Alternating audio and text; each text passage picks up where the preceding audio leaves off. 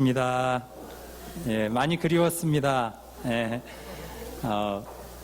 많이 빠졌죠. 예, 20kg 뺐어요.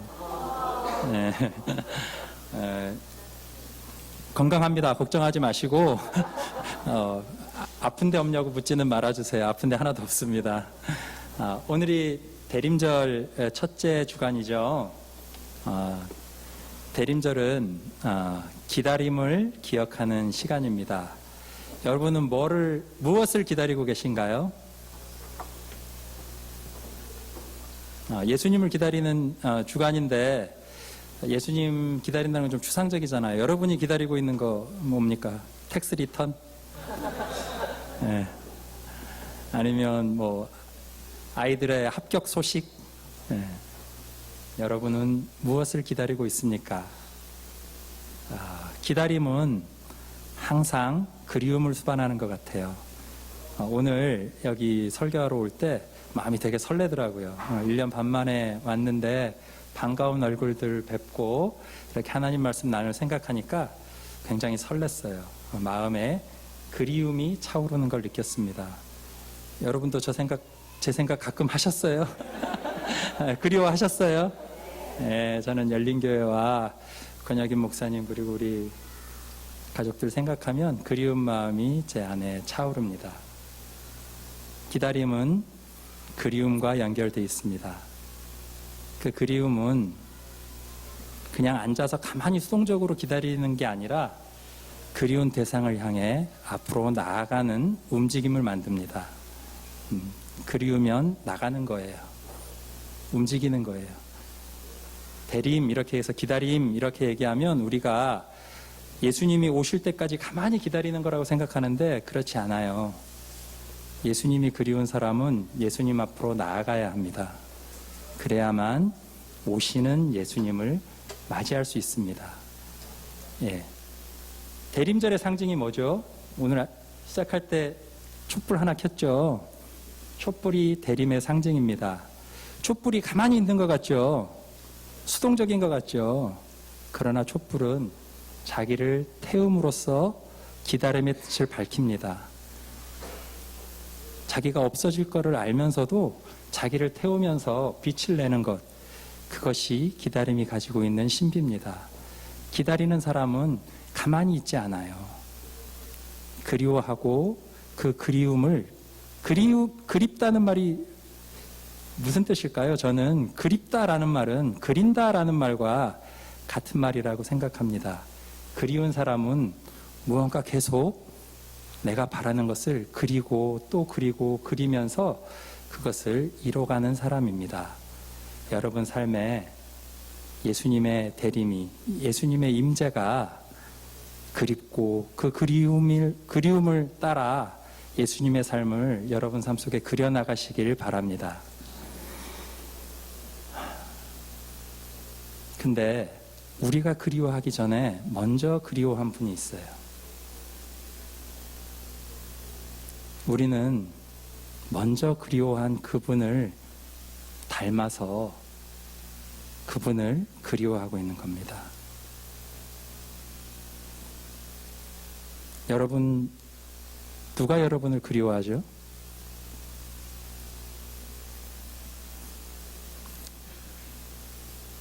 하나님이 우리를 그리워하겠죠. 근데 하나님은 잘 보이지 않아요. 정말 여러분을 그리워하는 사람이 어딘가 있을 거예요. 여러분의 아버지, 어머니. 아버지, 어머니가 여러분 제일 간절히 그리워하고 보고 싶어하고 여러분을 기다리고 있을 거예요. 아버지가 돼보니까 알겠더라고요. 제가 사실은 휴가를 내고 큰아들 보러 왔어요. 추수감사절이라 무리해가지고 아들이 보고 싶어서 달려왔어요. 아버지가 돼보니까 아버지가 품는 그리움이 느껴지기 시작하더라고요. 큰아들 만나서 밥 같이 먹고 블랙 프라이데이에 베스트바이 가서 뭐 하나 사주고 그러고 여기 왔어요. 근데 아버지가 돼서 아들을 그리워하면서 느끼게 된 게 있어요. 아, 나의 아버지는 표현은 안 했지만 마음 깊은 곳에서 나를 참 그리워했겠구나. 근데 제가 젊을 때, 제가 어릴 때는 아버지가 나를 그리워하고 아버지가 나를 사랑한다는 생각을 해본 적이 별로 없어요. 저희 아버지는 사랑을 잘 표현하지 못하는 분이었어요. 단 한 번도 사랑한다 아들아 이런 얘기를 들어본 적이 없어요. 그래서 항상 그리고 어머니를 참 많이 힘들게 하신 분이었어요. 제 20대를 가득 채운 정서가 무엇인가 이렇게 물어본다면 아마 분노였을 거예요. 그 분노의 뿌리를 찾아 들어가 보면 아버지에 대한 분노, 그것이 제 20대, 30대까지를 가득 채우고 있었던 걸 돌아보게 됩니다. 여러분들은 아버지 하면 어떤 느낌, 어떤 정서가 가장 먼저 떠오르세요? 어떤 분들은 그리움일 테고, 어떤 분들은 슬픔일 테고, 어떤 분들은 분노일 수도 있을 겁니다. 미움일 수도 있고. 왜 미워하고 왜 분노할까요? 옆집 아저씨가 나 사랑한다고 얘기 안 한다고 그 사람한테 분노할까요?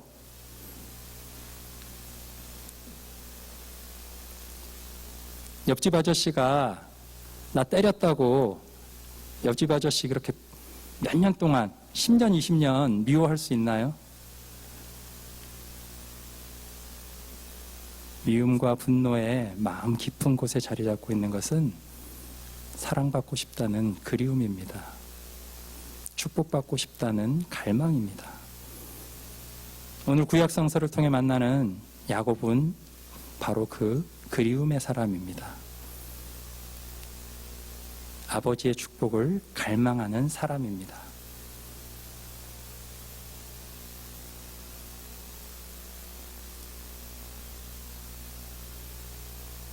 누구나 다 아버지의 사랑을 갈구하는 사람들인 것 같습니다. 왜 그렇게 아버지를 갈망할까요? 왜 어머니를 그렇게 갈망할까요? 그 바닥을 깊이 들어가 보면 하나님이 우리에게 자신을 찾으라고 아버지를 찾아가면 누굴 만나게 될까요? 아버지를 계속 거슬러 가다 보면 우리를 만드신 하나님을 만나게 되는 것 같습니다. 그래서 하나님은 아버지에 대한 사랑을, 아버지에 대한 그리움을 우리 마음속에 심어준 것 같습니다. 제가 20대 때, 30대 때 아버지에 대한 미움을 가지고 열심히 읽었던 책들이 있어요. 한국에 돌아가서 이렇게 싹 돌아보니까 책을 정리하면서 보니까 사회과학 책들을 참 많이 읽었더라고요. 심리학 책도 많이 읽고 세 명의 철학책도 읽고 근데 가장 제 인생에 영향을 많이 끼쳤던 세 명의 사상가들을 다시 보게 됐는데 누구냐 하면 칼 막스 20대 때 제가 운동을 좀 했었거든요. 칼 막스, 프로이드, 니체였어요. 다시 이렇게 그 사람들 책을 헌책방에다 팔려고 묶으면서 다시 한번 쓱 돌아봤어요. 공통점을 하나 발견하게 됐어요. 뭘까요? 세 명 다 아버지를 굉장히 미워했던 사람들이에요. 아버지를 거부했던 사람들이에요. 프로이드가 말한 오이디푸스 컴플렉스는 어떤 내용이죠? 아들들은 항상 뭘 원한다고요? 아버지를 죽이고 싶어 한다. 칼 막스가 말한 계급 간의 투쟁은 아버지와 아들 간의 투쟁의 다른 말입니다. 니체는 뭐라고 얘기했죠? 신은 죽었다. 신으로 표상된 아버지로서의 신이 니체에게 죽었던 것 같아요. 그리고 그 신을 넘어서는 초극한 초인의 삶을 이야기했죠. 아버지 없는 세대를 연 3명의 사상가들이었던 것 같습니다. 그때부터 우리는 근대로 들어왔고 아버지의 권위는 점점점 땅으로 처박히게 됐습니다. 21세기 지금 여러분들 문제가 생기거나 어려운 일이 있으면 아버지를 찾아가서 상의하는 분 계신가요? 21세기에 그 힘을 잃어버린 단어가 몇 가지 있습니다. 아버지, 권위, 종교, 하나님, 원로. 더 이상은 누구도 이 사회에 문제가 있을 때 어른들을 찾아가지 않아요. 문제가 있으면 뭐 하죠? 요즘은 다 다수결로 투표를 합니다. 그리고 싸웁니다. 우리가 맞다, 너희가 맞다.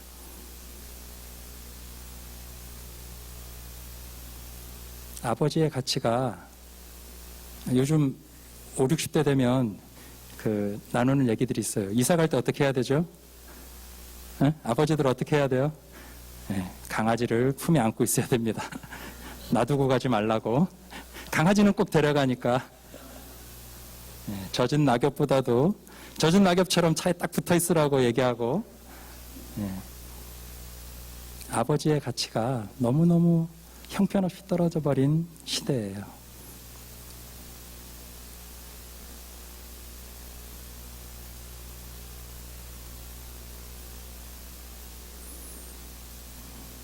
왜 이렇게 우리는 아버지를 미워하며 살게 됐을까요?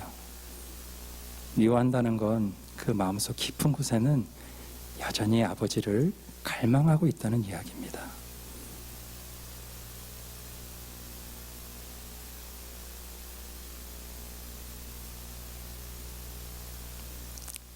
아버지가 돌아가신 지 이제 2년이 됐어요.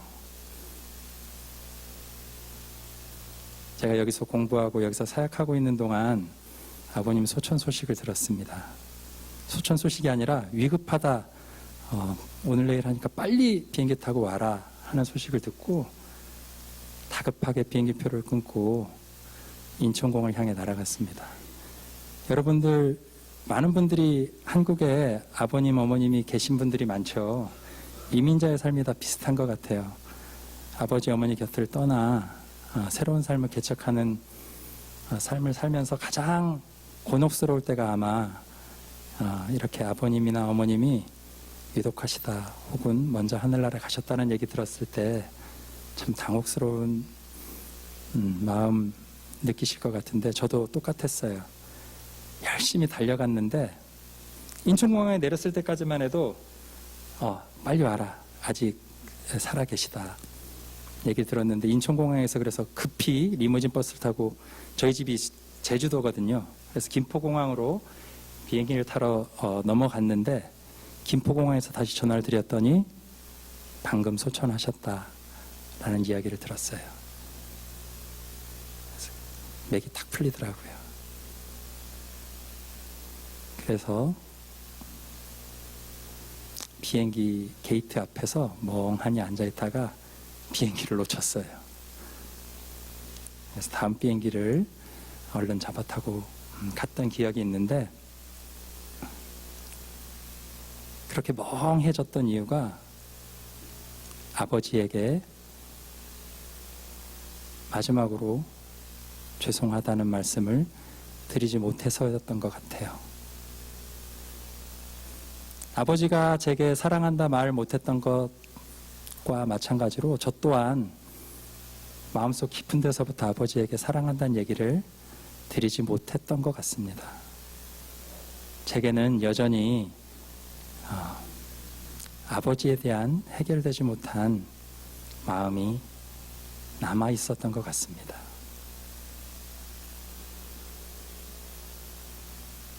인생이란 게 참 묘해요.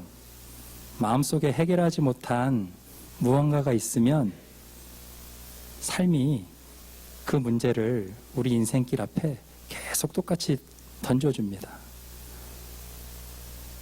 아버지에게 진심을 다해 아버지와 화해를 나누지 못했기 때문에 저는 끊임없이 또 다른 아버지들을 만나 아버지들에게 풀지 못한 숙제를 계속 풀고 있는 것인지도 모르겠습니다.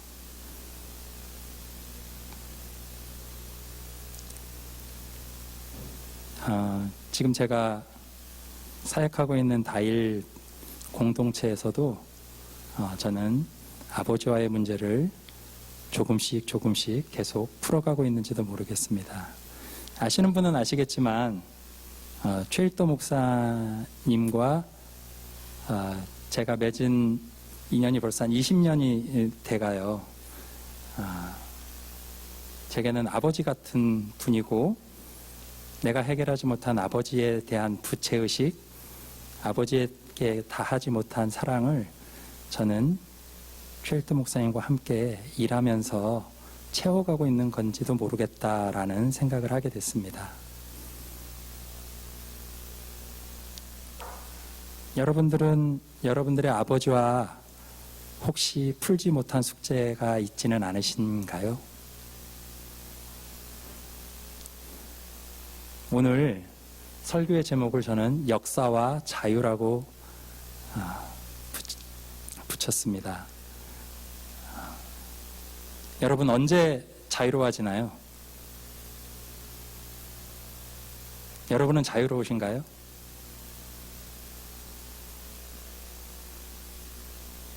숙제가 있어요. 애가 집에 와서 놀아요 막. 그러면 항상 저는 먼저 얘기합니다. 야, 숙제하고 놀아라. 그래야 마음이 편하지. 근데 끝까지 안 해요. 자, 숙제 안 하고 놀고 있는 거 자유롭습니까?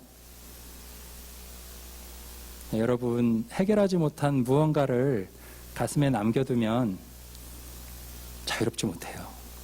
언제 자유로워지느냐? 숙제를 다 마쳤을 때 진정한 자유를 누립니다. 숙제 안 해도 마음에 아무 거리낌이 없는 분들이 종종 있긴 있어요. 네. 참 존경스러워. 네. 숙제 안 했는데도 아주 그냥 숙제 다 한 거 이상으로 자유로운 분들이 있어요. 그러나 참된 자유는 우리에게 맡겨진 사명 안에 있습니다. 그 사명은 어디 있느냐? 역사 안에 있습니다. 우리가 살아온 삶 속에 하나님 우리에게 부탁한 일들이 있어요. 그 역사를 나의 것으로 받아들일 때 그때부터 우리는 자유를 향한 여정을 시작하게 됩니다. 오늘 우리가 함께 만난 야곱의 삶은 바로 그 자유를 향한 투쟁의 삶이다라고 저는 이야기 나누고 싶습니다. 제가 살아온 인생 여정과 너무나도 닮아있기 때문에 저는 야곱을 참 좋아합니다.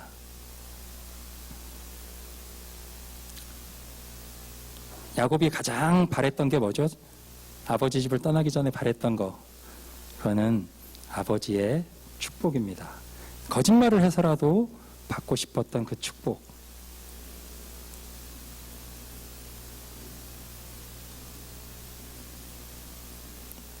그리고 그 축복을 받고는 어떻게 되죠? 집을 떠나야만 했습니다. 그리고 오늘 우리가 함께 나눈 야복강가 앞으로 돌아온 야곱. 저는 우리 인생의 대부분의 우리 삶이 이 야복강가 앞 같다라는 생각을 합니다.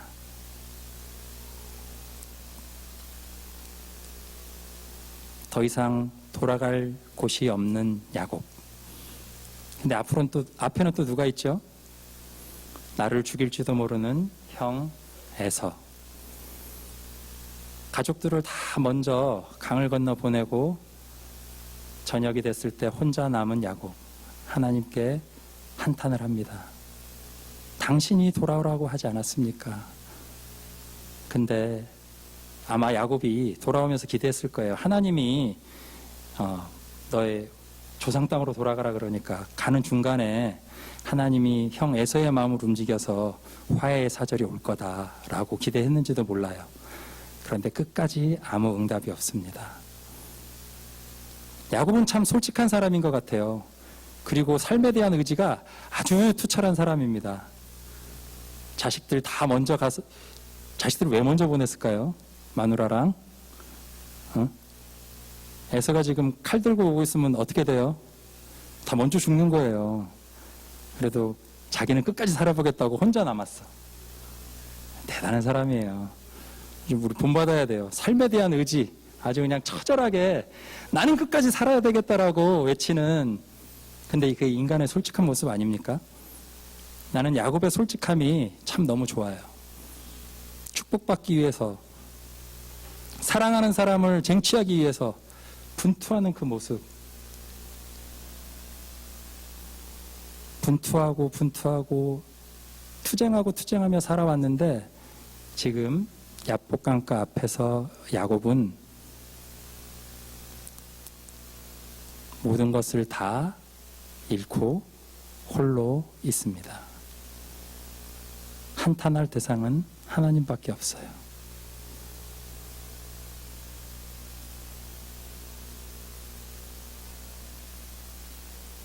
그때 누군가가 다가옵니다. 한 사람이 다가왔다 하는데 그때 이 야곱이 그 사람을 붙잡고 씨름을 하기 시작합니다. 왜요? 또다시 축복을 구합니다. 야복강가 앞에서 씨름하고 있는 이 사람은 야곱에게 과연 누구일까요?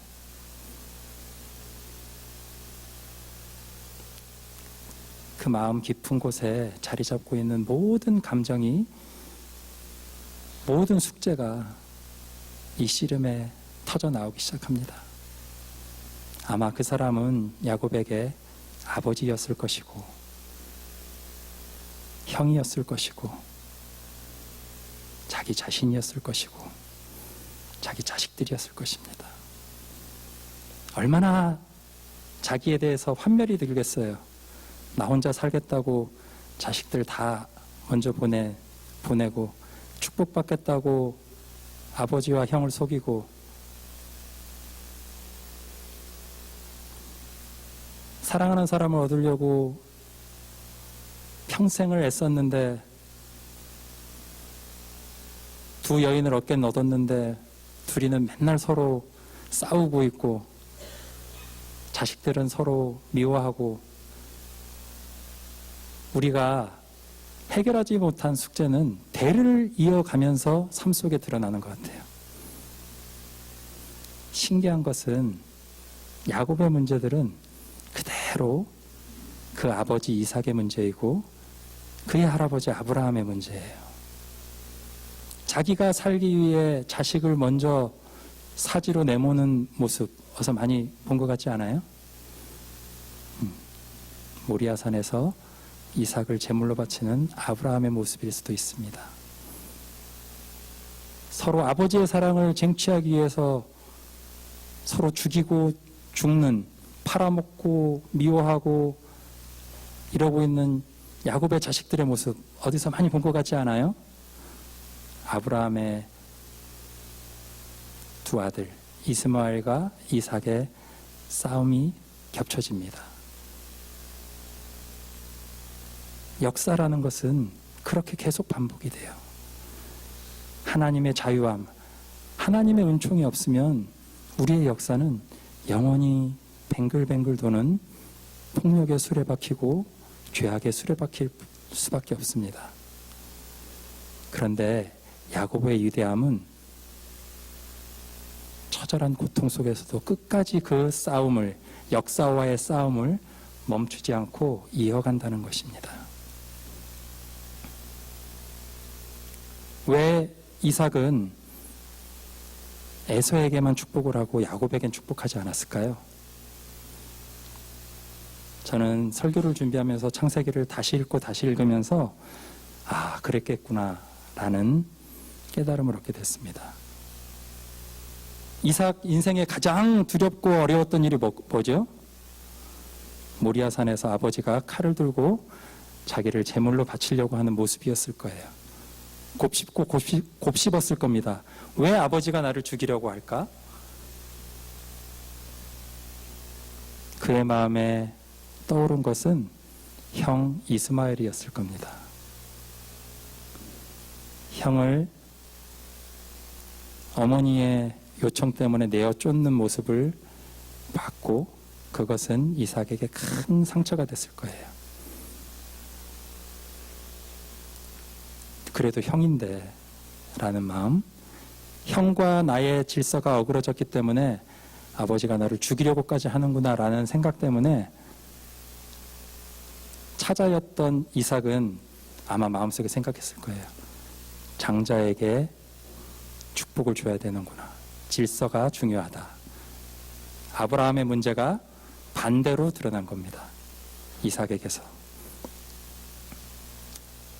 그래서 장자만 축복해줘야 된다라는 생각을 가지게 됐을지 몰라요. 그런데 아이러니하게도 하나님의 뜻은 거기 있지 않았습니다.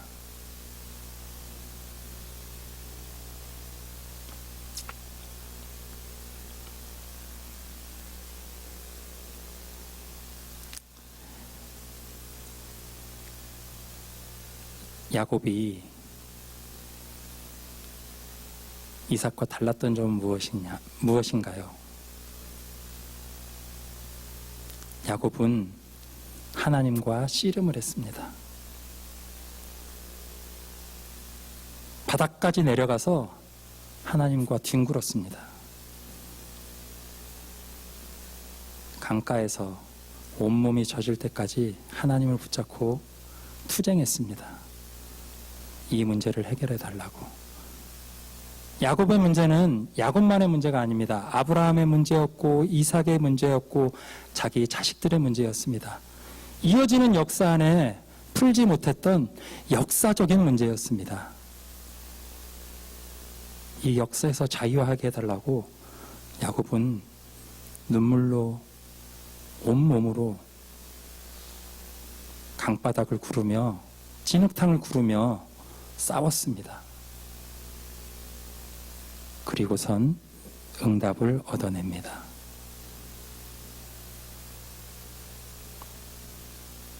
그리고 그때부터 야곱이라 불리지 않고 이스라엘이 됩니다.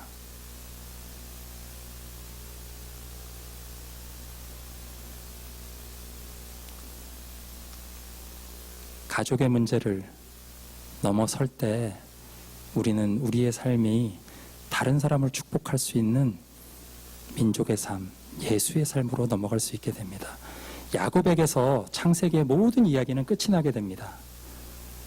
요셉 이야기까지 있지만 요셉은 야곱의 마지막 축복을 이뤄나가는 조연이에요. 창세기의 주인공은 저는 단연코 야곱이라고 생각합니다.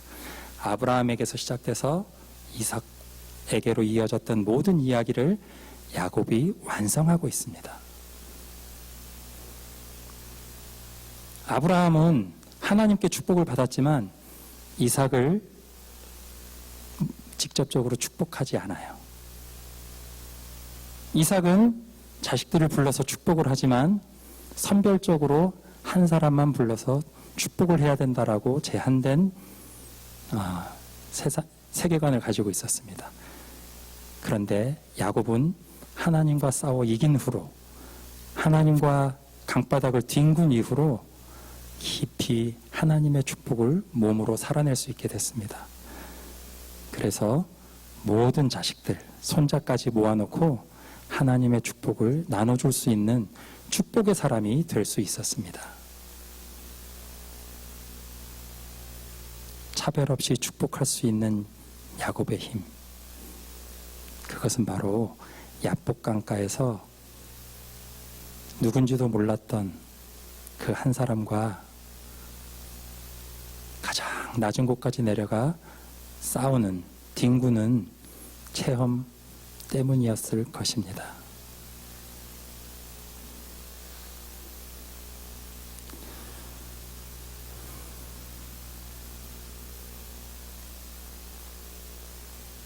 여러분들은 지금 무엇을 기다리고 계십니까?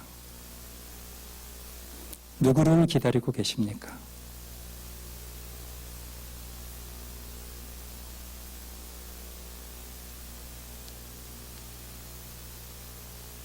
사랑을, 자유를, 평화를 기다리고 계십니까? 참된 기다림은 멈춰서 가만히 기다리는 게 아닙니다. 그 사랑을 찾기 위해 길을 떠나는 것이고 씨름하는 것이고 강바닥을 구르는 것입니다.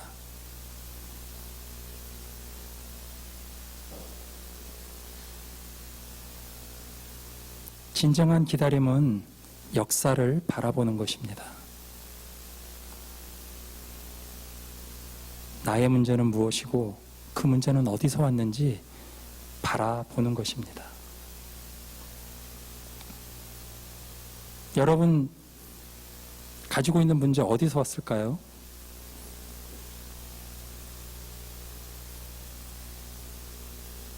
내 삐뚤어진 성격, 모난 성격 어디서 왔습니까? 지금 경제적 어려움 어디서 왔습니까? 찾고 들어가다 보면 대부분 다 어머니, 아버지를 만나게 돼요. 자, 그럼 그 아버지, 어머니의 문제는 어디서 왔을까요? 그 아버지에게서 왔겠죠. 자, 그럼 그 아버지의 문제는 어디서 왔을까요? 한 걸음씩 역사 안으로 걸음을 내디디면 내디딜수록 문제의 뿌리가 보입니다. 올라가고 또 올라가면 누가 있을까요? 네, 아담이 있을 거예요. 그죠? 아담의 죄를 만나게 될 것이고 그 죄를 만나는 그 순간에 죄만 만나는 것이 아니라 누굴 만날 수 있어요? 그 자리에 함께 계신 하나님을 우리는 만날 수 있습니다.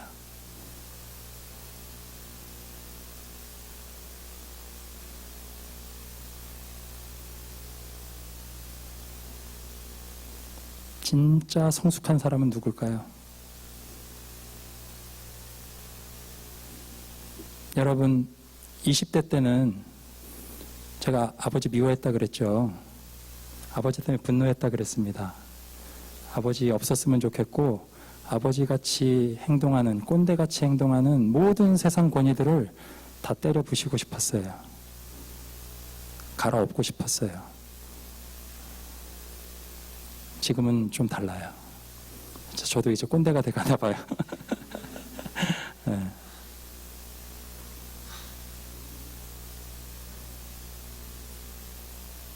그렇게 갈아엎고 다 몰아내겠다고 했던 사람들도 그 사람들도 어떻게 되나요? 나중에 나이 들면 새로운 권위가 됩니다. 이제는 조금 달라졌어요.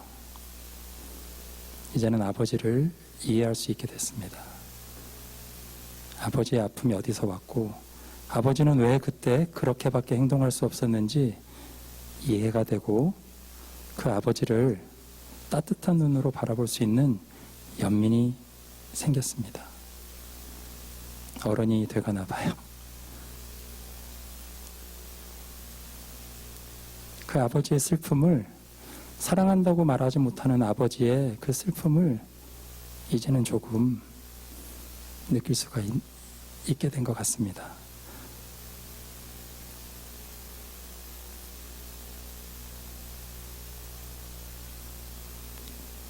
자식을 보니까 그래요. 자식은 항상 좀 부담스러워요. 다른 사람들이 볼 땐 애 참 건강하게 잘 컸다 그러는데 뭔가 모르게 애만 보면 마음이 불편해. 뭔가 왜 불편한가 가만히 봤더니 나를 너무 닮았어요.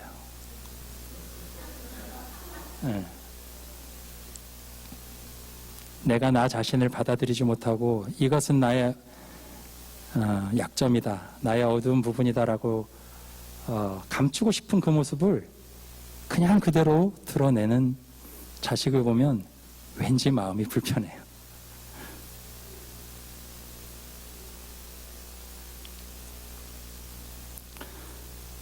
자식을 받아들여가는 과정은 동일하게 아버지를 받아들여가는 과정인 것 같습니다.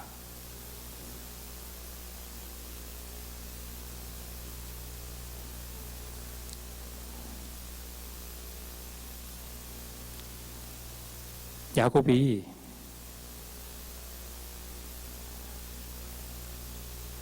축복받고 싶었던 그 아버지. 그런데 그 축복은 어디서 완성이 되느냐? 아버지에게서 완성되는 것이 아니라 자기와의 싸움 끝에 완성되는 것 같아요. 자기가 진정한 아버지가 되었을 때, 그때 아버지의 축복은 완성이 됩니다.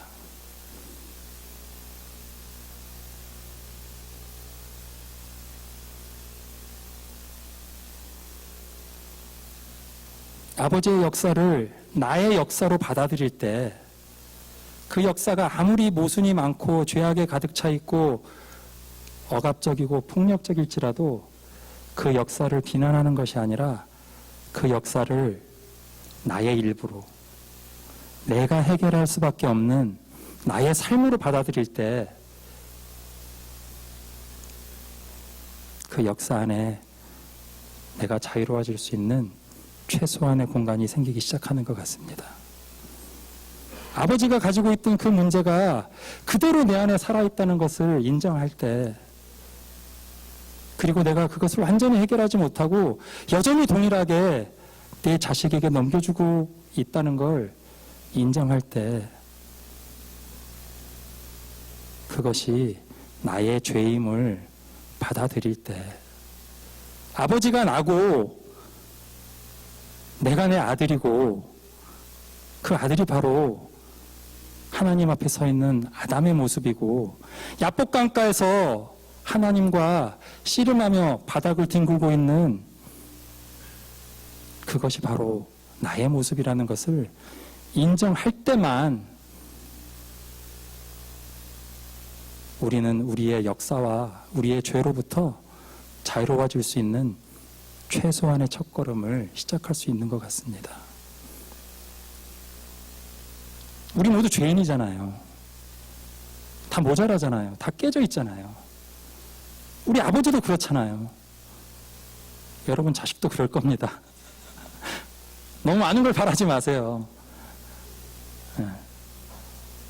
우리가 바랄 수 있는 건 깨어진 인간들에게 찾아오시는 하나님의 은총입니다. 우리가 간절히 갈망하면서 기다리기 전에 먼저 하나님이 우리를 기다리셨고, 하나님이 우리를 사랑하시고 갈망하셨습니다.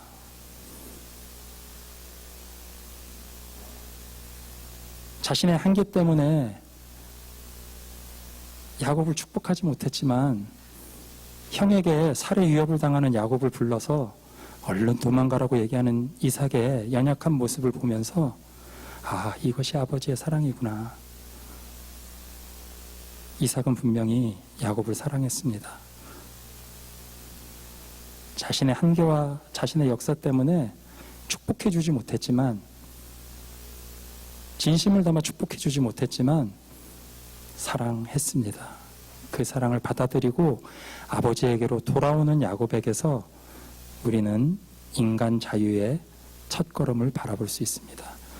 여러분 마음속에 아직 해결하지 못한 그 무언가, 숙제가 있으시다면 그 숙제를 이제 풀으셔야 될 때입니다. 하나님은 우리에게 가장 정확한 때에, 가장 필요할 때에 요청하십니다. 너의 조상 땅으로 돌아가라. 너의 역사 안으로 돌아가라. 네가 해결해야만 하는 하지 못한 숙제, 그것이 남아있는 그 땅으로 돌아가라고 우리를 초청하십니다. 여러분 마음속에 아직 풀지 못한 그 매듭, 그것을 풀어야만, 누구와? 여러분이 맺었던 그 사람과 풀어야만 하나님과 관계가 풀어질 수 있습니다. 지금 야복강가 앞에서 기다리고 있는 에서는 야곱에게 아버지이자 형이고, 내가 가장 사랑하는 사람이자 내가 가장 두려워하는 사람이고, 죽을 만큼 사랑하는 사람이지만 죽을 만큼 미워하는 사람입니다.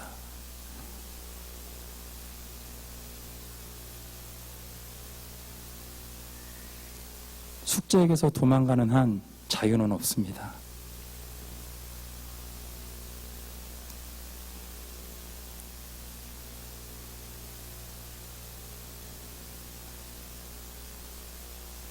아담의 숙제, 아담의 죄를 해결하기 위해서 예수님이 인간이 되어 이 땅에 내려오셨습니다. 인간의 역사, 마태복음 1장은 아담으로부터 예수님까지의 모든 족보를 적어 내려가고 있죠. 인간의 역사 안으로 인간의 몸을 입고 내려오신 것을 보여주고 있습니다. 내 아버지에게서 나에게서 내 아들로 이어지는 이 역사 안에 내가 살고 있는 것과 동일하게 예수님은 인간의 역사 안으로 인간의 몸을 입고 내려오셨습니다. 그리고 자기를 내어주시고 십자가에 달리심으로 이 모든 숙제를 해결하셨어요.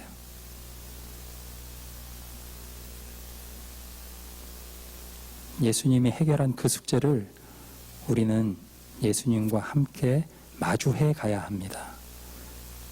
신기한, 좀 묘한 표현이죠. 이미 숙제가 다 됐는데 숙제는 또 해야 돼요.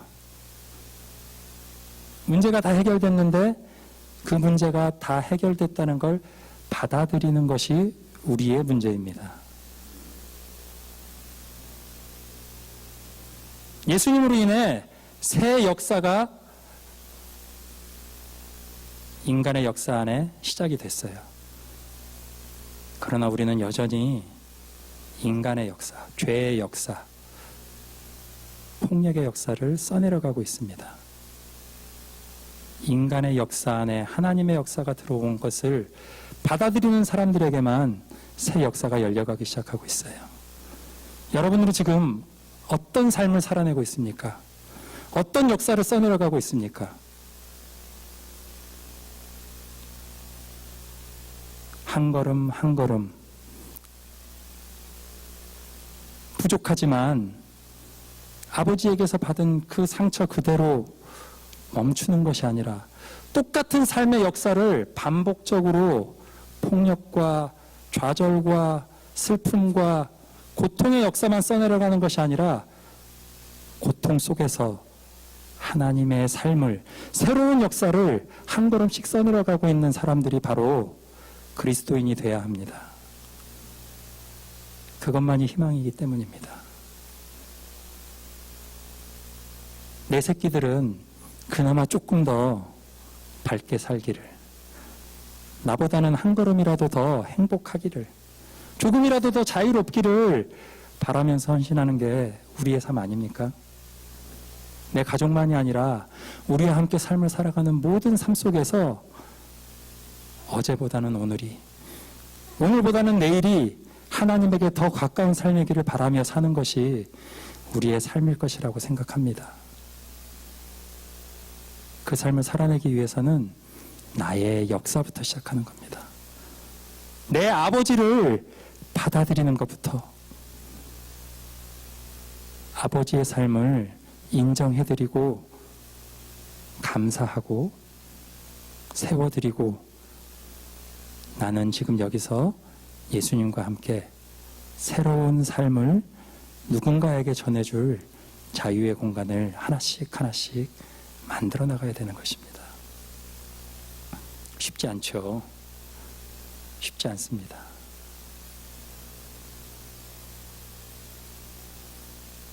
야곱의 삶을 보면 축복받은 삶이라고 얘기하기가 참 어려워요.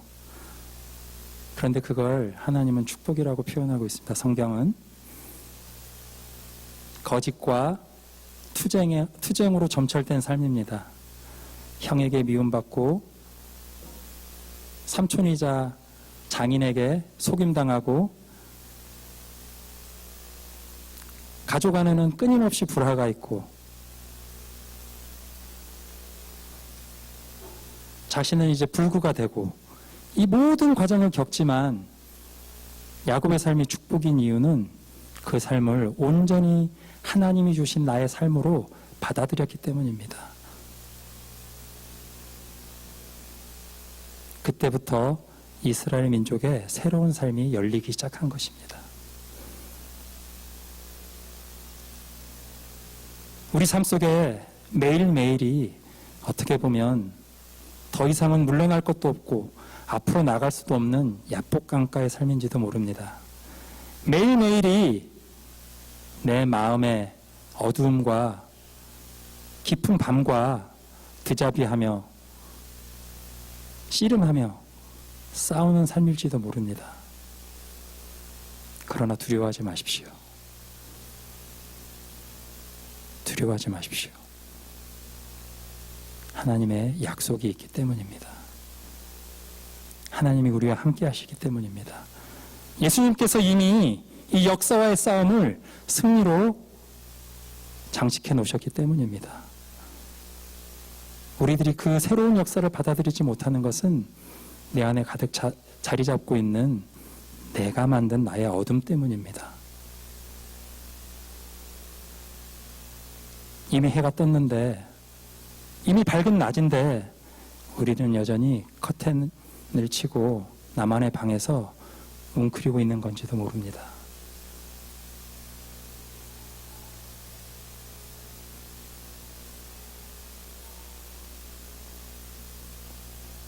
이제 새 역사를 만들어 갑시다. 새 역사를 만들어가는 첫 길은 아버지의 축복을 기다리는 것이 아니라 내가 축복하는 아버지가 되는 길입니다. 내가 축복할 때 그 축복이 나에게 임하고, 내가 사랑할 때 그 사랑이 나에게 머문다는 진리를 삶으로 살아내는 것입니다. 끊임없이 달라고 외치는 것이 아니라 이제는 모든 것을 자유로이 내어줄 수 있는 자유의 사람이 되는 것이 역사를 이겨내는 유일한 길입니다. 오늘 우리가 만난 야곱처럼 우리 삶에 계속 반복되고 있는, 굴레처럼 반복되고 있는 역사의 굴레를 이길 유일한 길은 하나님을 만나고 하나님의 자유를 살아내고 하나님의 사랑을 전하는 길일 줄 믿습니다. 여러분이 만나는 매일매일의 야복강가에서 하나님과 더 가까이 밀착되어 싸우는 건지 연애하는 건지 모를 하나님과 뒹구는 강가에서의 로맨스를 즐기시는 여러분들이 되길 주님의 이름으로 축원합니다. 함께 기도합시다. 하나님 아버지,